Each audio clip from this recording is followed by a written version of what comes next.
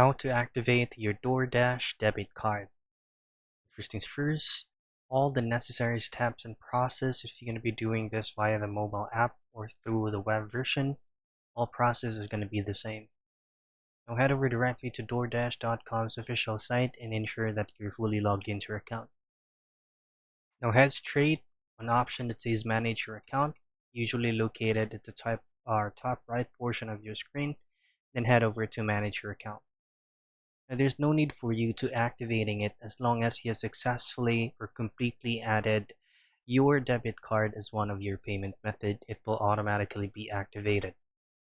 Now again, tap on account and then head on tap payment and then account settings and then choose on add payment method.